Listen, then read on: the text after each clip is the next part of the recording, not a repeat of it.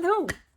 So I thought I'd just pop on here really quick and do a super quick video about the books that I've read in the past 2-3 weeks since my last book video.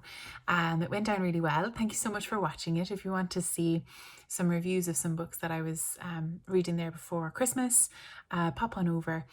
And so this today I'm just going to be talking really quick about a couple of series that I've read and a couple of books which are kind of standalone. Well, actually, one book is a standalone, and then another book that I'm currently reading.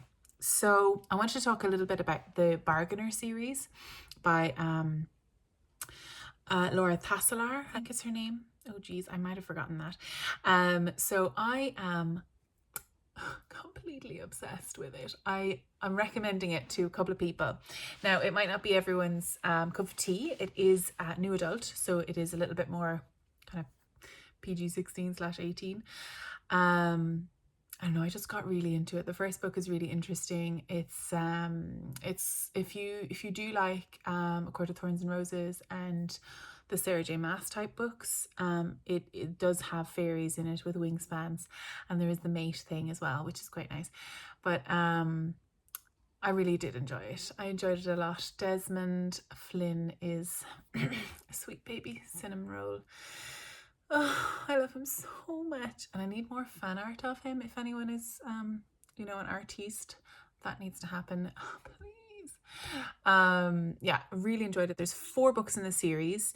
The first one is called Rhapsodic, and give it a go. It's very entertaining. It's super sweet. Yeah, really recommend. And then because I really liked what she was working with, it's set in kind of modern day and then flips into the fairyland, kind of like Holly Black's series The Cruel Prince. So there's quite a lot of modern speak, which sometimes is a little bit off-putting, which I totally get, but it does make sense in the world that she's built. I do think that she could have developed certain characters a lot more, namely her best friend Temper. I need 5,000 more books about her. I do think she got a little shortchanged in this series. Yeah, it was a little bit like, anyway, but I'm in it for Des. Des is my sweet baby angel. I love him so much. The main character, Callie, is she deals a lot with there actually, trigger warning, in the first chapter there is some discussion of sexual abuse as well. So if that is something that you want to avoid, then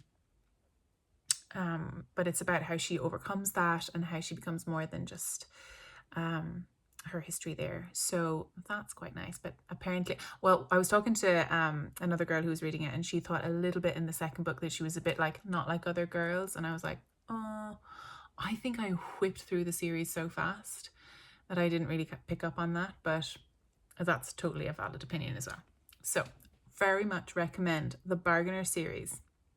So then there was another series which I caught her doing a live on Instagram, and she was talking about the Horsemen, the 4 Horsemen of the Apocalypse series that she's writing. Essentially, total like smut, total fluff smut.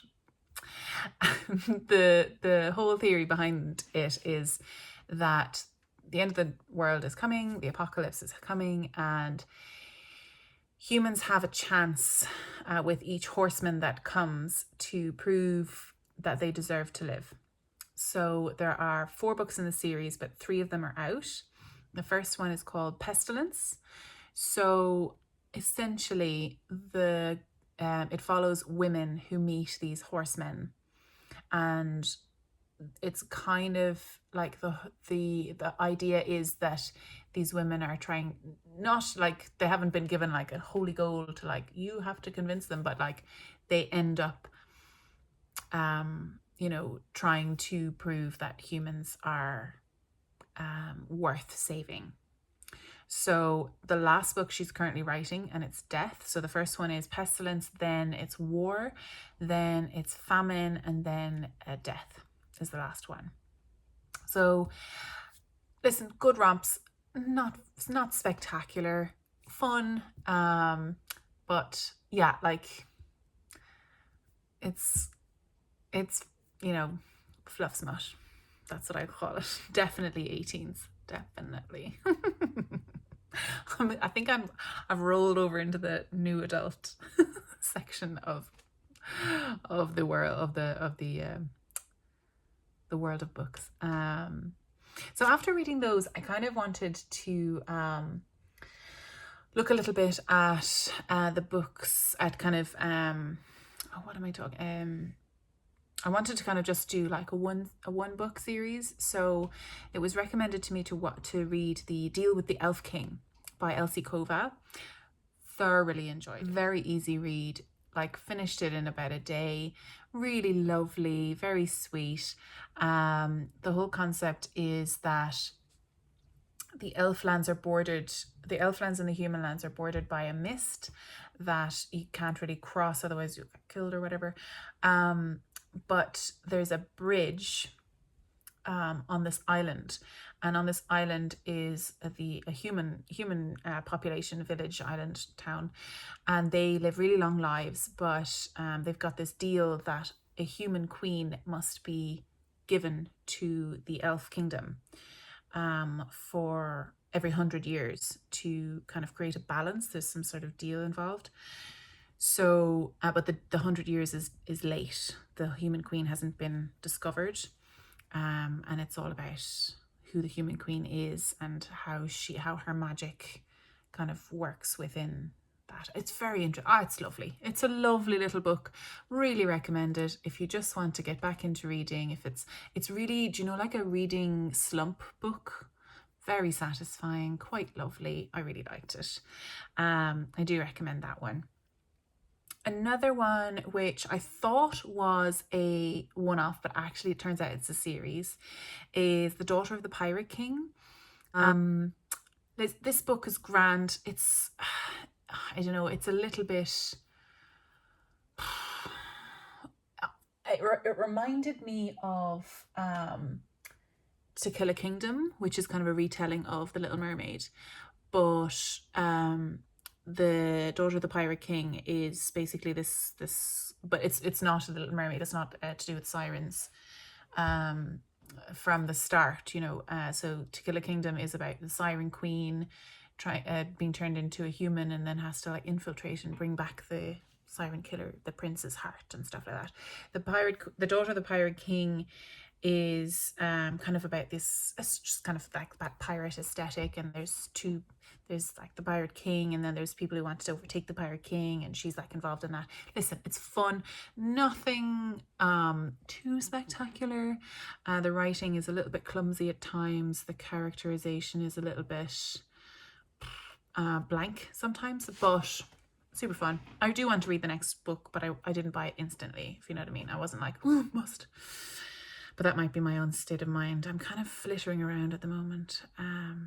But yeah, so those are two books that I quite enjoyed. But Deal with the Elf King much more than The Daughter of the Pirate King. And all of these I bought on Kindle because I am realizing that I'm spending a lot of money trying to save some money. So Kindle is cheaper than books. And I'm just reading on my phone because I always have my phone on me, which is nice. Oh, a series I really, really did whip through. I put it up on Instagram, and a lot of people recommended this one to me, the Cursebreaker series, which is, the first one is A Curse So Dark and Lonely, and then the next one is A Vow. I can't remember now, but it's the Cursebreaker series, and I'll put up pictures here of what books they are. But they're a retelling of a Beauty and the Beast. The first book is anyway, and it's lovely. It's lovely. It's really nice, quite satisfying. A quick read, whip through it. The character herself has a mild form of MS, I think so, multiple sclerosis, and which is quite interesting to deal with. That physical disability. It's not the very very chronic, totally life altering, having to have a carer the whole time. MS, it's more of a kind of a disability like a cane, or it's just affecting one of her legs. So it's very interesting the way they introduce that, and the way that that's dealt with during the story. And it deals with a kingdom which is cursed, and a prince who's cursed, and he has one guard left in his big castle, and he has to basically make this girl fall in love with him, and they've tried so many times. And there's this kind of enchantress character, Lilith, I think is her name, and so it's quite good. And then the second and third series deal with kind of the larger aspect of the world, the magical land that they find themselves in. Again, it's a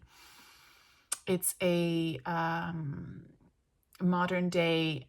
She's taken from the modern day world and then put into, I think she's from DC, so she's taken from DC and put into this magical land. And magic is kind of seen as obviously it's a bad thing because they've been cursed.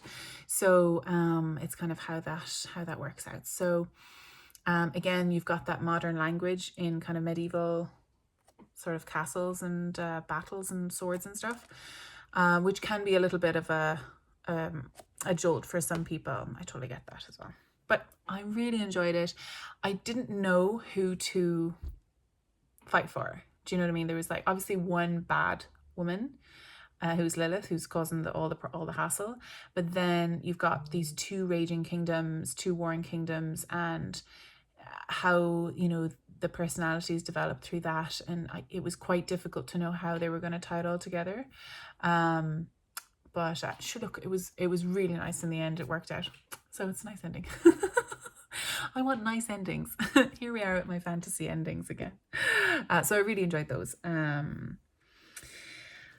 I started to read. Oh, I read the next book in A Torch Again, in the an Ember. In the Ember series by Sabaa Tahir.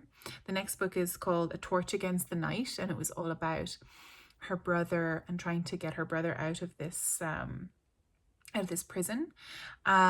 So that was it's grand. And again, like, I kind of, if I want to know the end, if there's a really strong drive to push me to the end, I'll buy all the books and I'll just read straight through. Like the Cursebreaker series, I needed to know how they were going to finish that off. I couldn't figure it out how they were going to do it.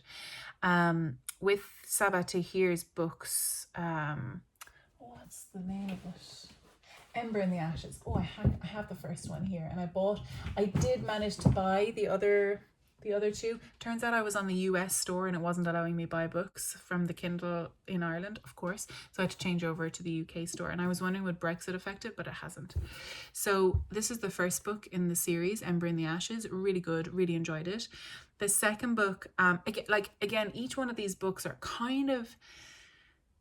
they kind of come to a satisfying conclusion, which makes me think, it doesn't make me instantly go out and buy the next one. I'm kind of taking my time with this series, which is kind of nice as well. It doesn't have that like frantic urgency of like, oh, I need to know what happens next. Which could be a bad thing or it could be a good thing. I'm not sure.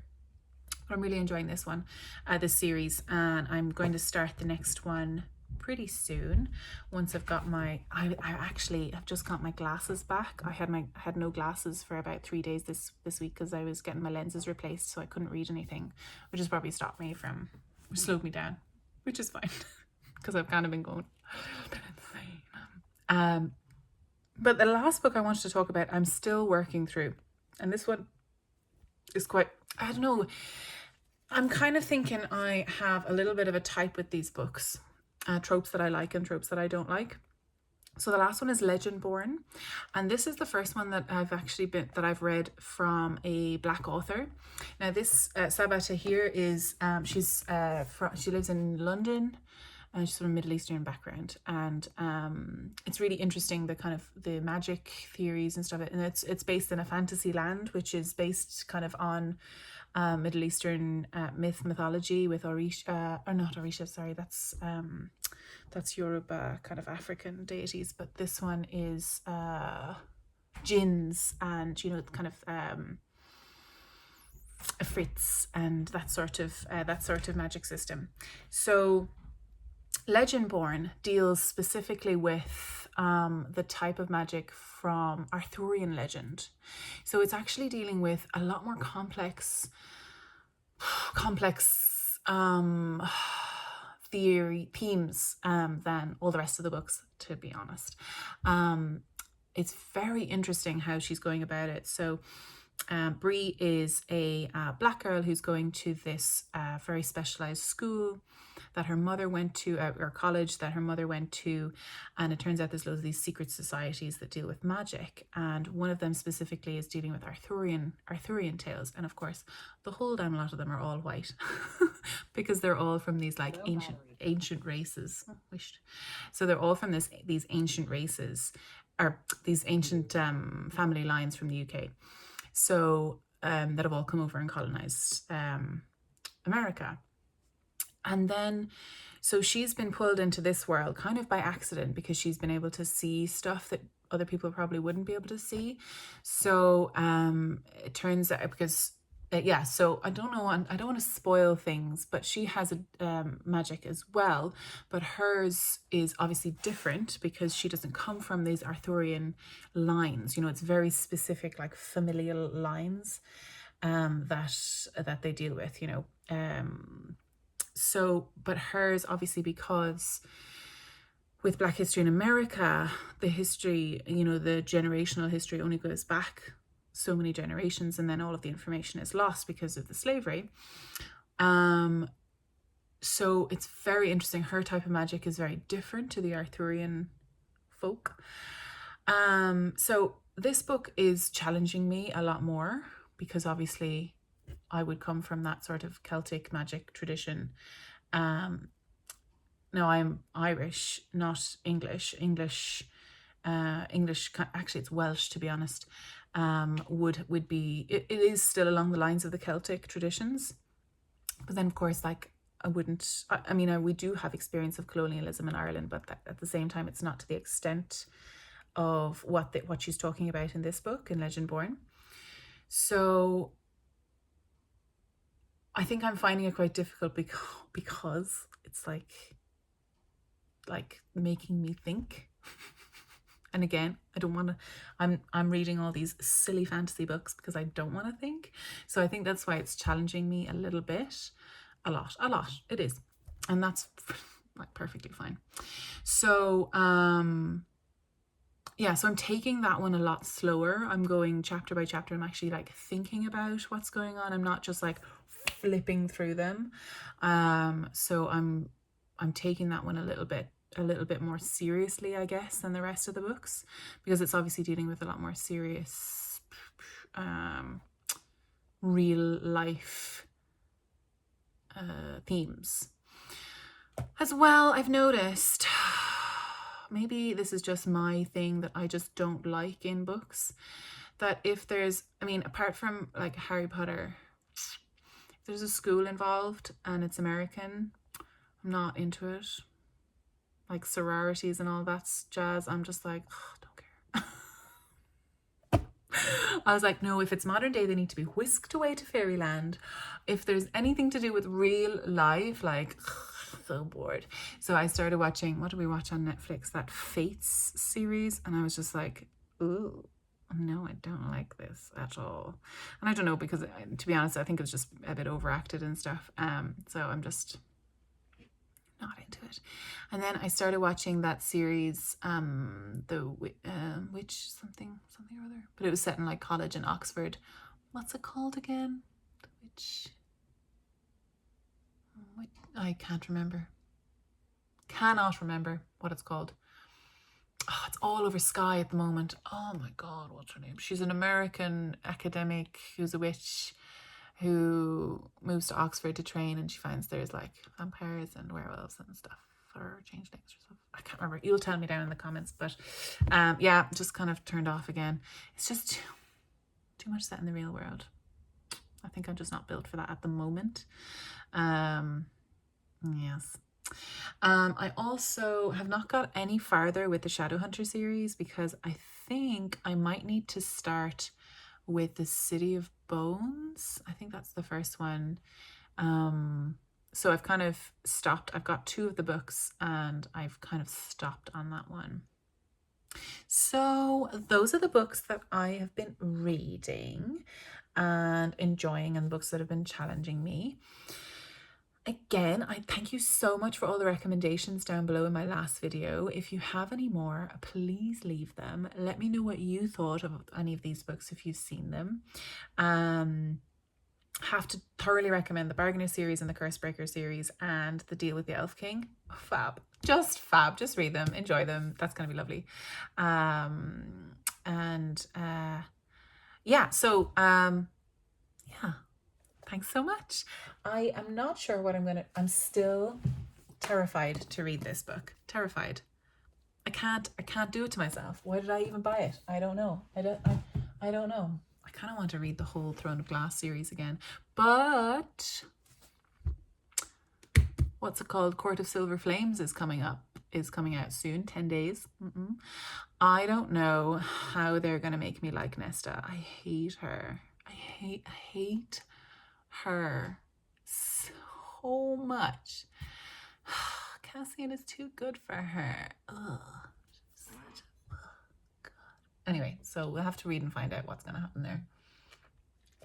I almost have totally given up on whatever Kirsty McCurse book, her adult book, Crescent City. I might get back to it, maybe. So, yeah, so and I'm really looking forward to Gilded Bones. I've spoken about that before. So, yeah, but they're not coming out until middle of February. I think Gilded Bones isn't coming out until April, actually, which is the Jennifer L. Armentrout one, which is the 3rd series of the From Blood and Ash book series, which is another new adult, capital A, or rated R. So yeah, I just thought I'd put out this video really quickly because I haven't really been knitting. I haven't really been making much. We've been working on the Fluff to Stuff project, and I've been working quite a lot, did a load of nights recently, so I'm still quite tired. But I thought I'd put out something for you this weekend. So this is a really quick little update and all on my Kindle. So hopefully I'm going to have to edit and put in all the pictures, but I think it'll be good. So thanks so much and have a great week. Bye.